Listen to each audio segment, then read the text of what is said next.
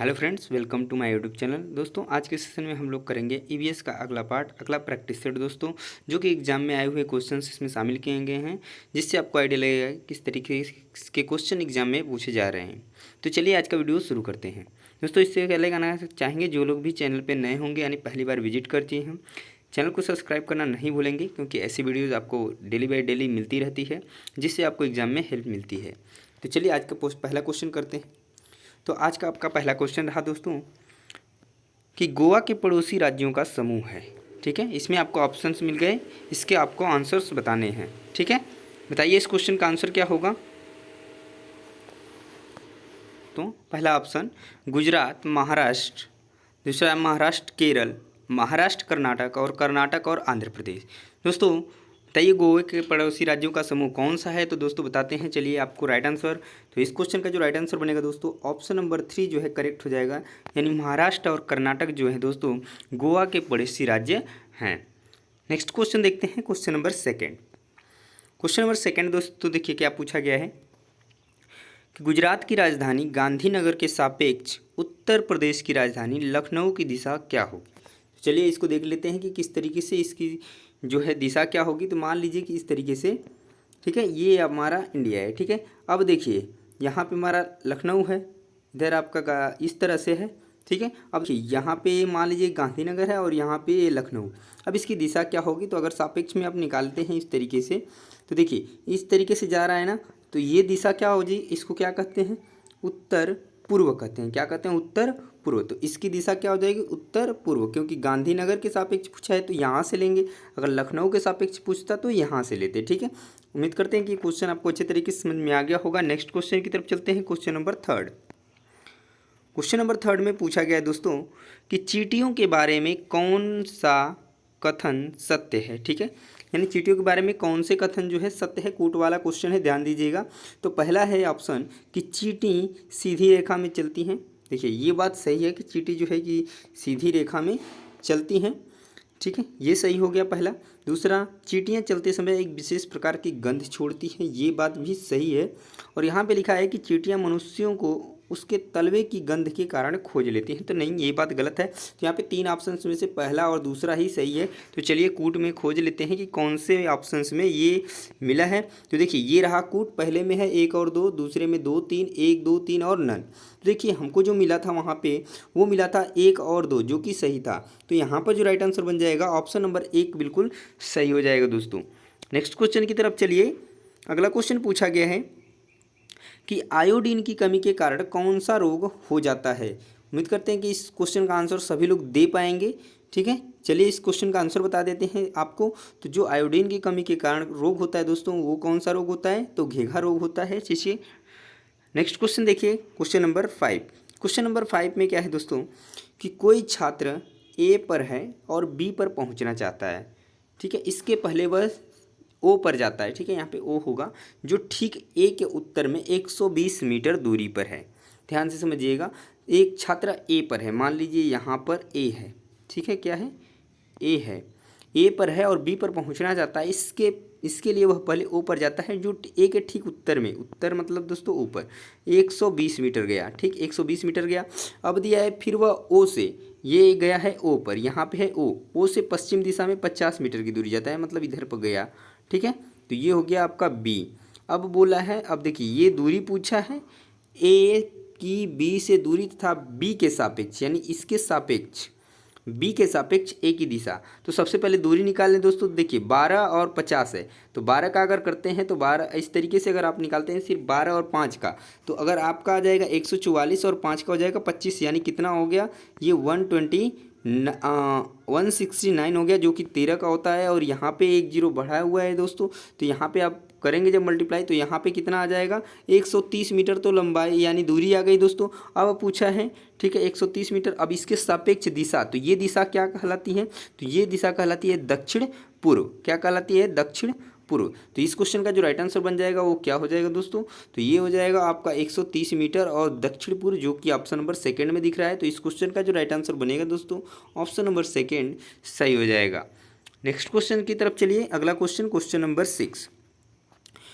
6 में पूछा गया है दोस्तों कि निम्न में से कौन सा ऊर्जा का परंपरागत स्रोत है? सौर ऊर्जा, ज्वार भाटा ऊर्जा, भूगर्भीय ऊष्मीय ऊर्जा, जीवाश्म ईंधन। तो देखिए ऊर्जा का जो परंपरागत स्रोत है इन चारों ऑप्शंस में से वो होगा दोस्तों आपका जीवाश्म ईंधन।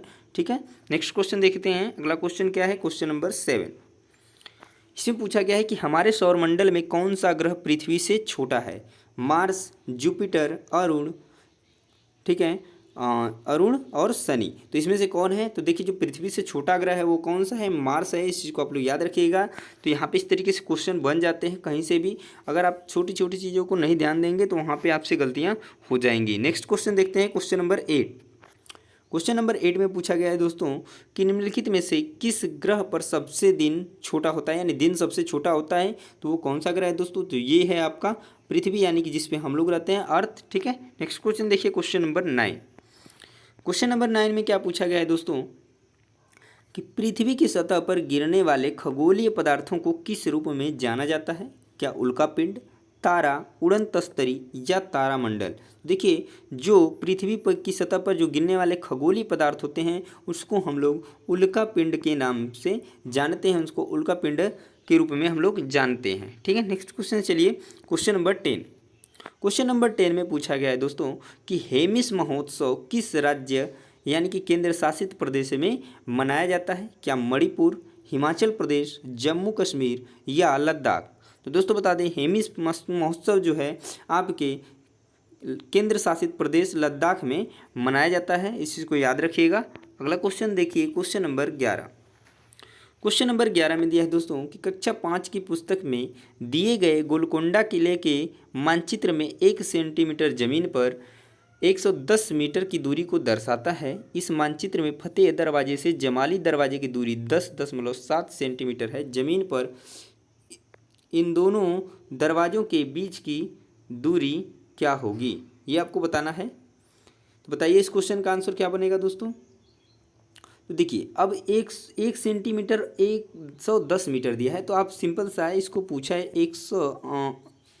10.7 सेंटीमीटर को, तो आप क्या कर दीजिए इसी से गुणा कर दीजिए 110 से।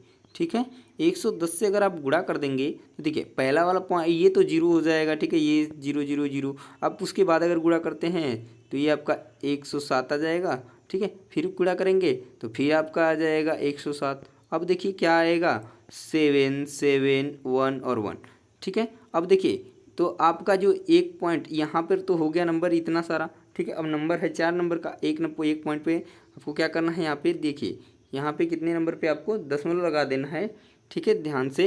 तो यहाँ पे क्या करेंगे, आपका जो राइट आंसर बन जाएगा, देखिए यहाँ पे दशमलव लग गया, यानी कि कितना आ गया आपका 1.177 कितना क्या आ जाएगा, ठीक है, किलोमीटर आ जाएगा यहाँ पे। देखिए यहाँ पे तो इस क्वेश्चन का जो राइट आंसर बन जाएगा दोस्तों ऑप्शन नंबर सेकंड जो है सही हो जाएगा। नेक्स्ट क्वेश्चन की तरफ चलिए। अगला क्वेश्चन क्या है,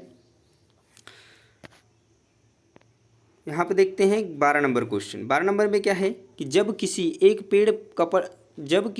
कपड़े पर दूध को उड़ेलते हैं मलाई उस पर ही रह जाती है, पृथक्करण की यह प्रक्रिया है। तो देखिए जो पृथक्करण की यह प्रक्रिया कहलाती है, जो दूध को छानने का काम करते हैं उस टाइम पे मलाई जो रह जाती है कपड़े पर, उसको हम लोग निस्पंदन के नाम से जानते हैं, फिल्ट्रेशन। ठीक है, नेक्स्ट क्वेश्चन देखिए, क्वेश्चन नंबर 13। क्वेश्चन नंबर 13 में है कि पटचित्र की कला किस राज्य की परंपरागत पेंटिंग है? ठीक है, याद रखिएगा पेंटिंग से क्वेश्चन आता ही आता है। क्या यह मध्य प्रदेश की पेंटिंग है, उड़ीसा, गुजरात या महाराष्ट्र? तो देखिए यहाँ पे जो पेंटिंग है पट्टचित्र, ये है किसकी, उड़ीसा की। ठीक है, उड़ीसा की परंपरागत पेंटिंग है, इस बात को आप लोग याद रखेंगे। चलिए क्वेश्चन नंबर 15 कर लेते हैं। क्वेश्चन नंबर 15 में क्या पूछा गया है कि एक डॉक्टर का घर यक्ष पर स्थित है। मान लीजिए यहाँ पर यक्ष है। ठीक है, अब दिया है कि उसका अस्पताल वाई पर स्थित है। डॉक्टर के घर से अस्पताल जाने के लिए कोई सीधी सड़क नहीं है, अतः डॉक्टर पहले ए पर जाते हैं जो यक्ष के ठीक पूर्व में, यहाँ पे मान लीजिए ऊपर में 500 मीटर की दूरी पर है। कितने दूरी पर, 500 मीटर की दूरी पर है।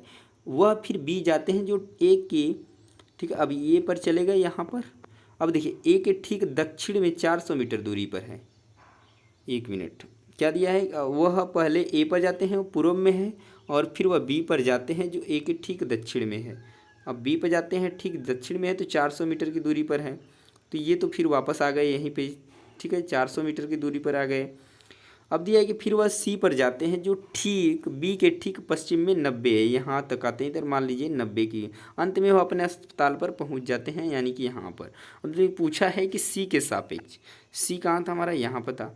तो पूछा है कि सी के ठीक उत्तर में 80 दूरी पर है पहुँच, जो सी के ठीक उत्तर में 80 मीटर की दूरी पर है। तो मान लीजिए यहाँ पे सी है, सी तो यहाँ पे है, तो ये ऊपर चले गए, फिर 80 मीटर की दूरी पर अस्पताल के सापेक्ष डॉक्टर के घर की दिशा क्या है। क्या पूछा गया है, अस्पताल के सापेक्ष, अस्पताल कहाँ पर है आपका, आपका यहाँ पे है।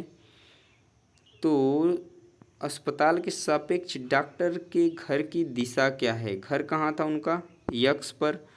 अगर यहाँ पे हो गया तो अब यहाँ से इनका क्या होगा, तो ये बनेगा आपका, जो दिशा बनेगी वो क्या बनेगी, दक्षिण पूर्व। क्या बनेगी, दक्षिण पूर्व। क्या बनेगी, दक्षिण पूर्व। तो यहाँ पे इस क्वेश्चन का जो राइट आंसर क्या बन जाएगा, दक्षिण पूर्व, जो कि ऑप्शन नंबर 3 में आपको दिख रहा है दोस्तों। तो इस क्वेश्चन का जो राइट आंसर बन जाएगा ऑप्शन नंबर 3 बिल्कुल सही हो जाएगा, यानी कि दक्षिण पूर्व जो है अस्पताल के सापेक्ष डॉक्टर के घर की दिशा होगी। तो ये था दोस्तों आज का पूरा सेशन, जिसमें कि हम लोग पूरे के पूरे 15 क्वेश्चन किए जो प्रीवियस ईयर एग्जाम में पूछे जा चुके हैं कभी न कभी। ठीक है, ऐसे ही वीडियो देखने के लिए दोस्तों, और भी प्रीवियस ईयर प्रैक्टिस सेट करने के लिए दोस्तों, चैनल पे बने रहने के लिए, हमारे साथ जुड़ने के लिए आपको बहुत बहुत धन्यवाद। मिलते हैं नेक्स्ट वीडियो में, तब तक के लिए जय हिंद।